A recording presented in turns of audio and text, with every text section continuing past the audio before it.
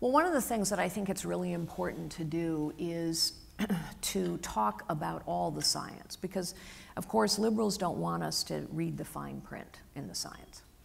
And all those scientists who tell us that climate change is real and that it's caused by man-made activity, they all also agree that a single state or a single nation acting alone can make no difference at all. But they don't want you to read that fine print.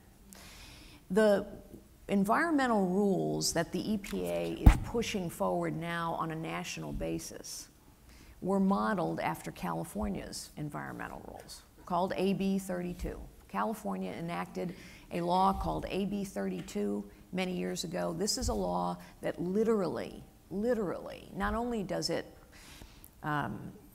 manage water somewhere else, but literally it focuses a huge amount of attention and money on the protection of fish in the delta, flies in the inland empire, frogs along the coastal waterways.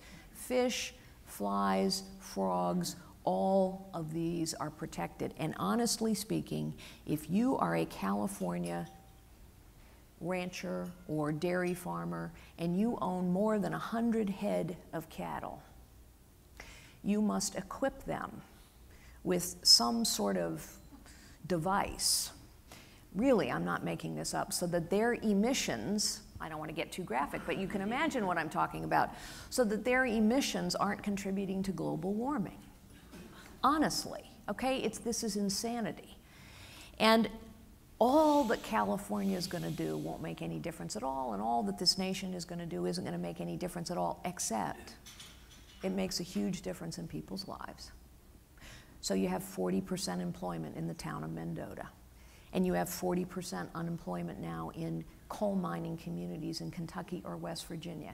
And when you have that kind of unemployment, what do you have? You have drug abuse, you have substance abuse, you have alcoholism, you have violence in families. That's the effect.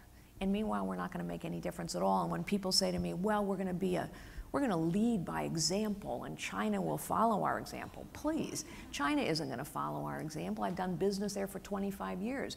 What they're meanwhile doing is figuring out how do we make technological advances for clean coal, et cetera. The answer to this problem is innovation, not regulation. And of course, the more regulation we impose on our economy, the less innovation we get.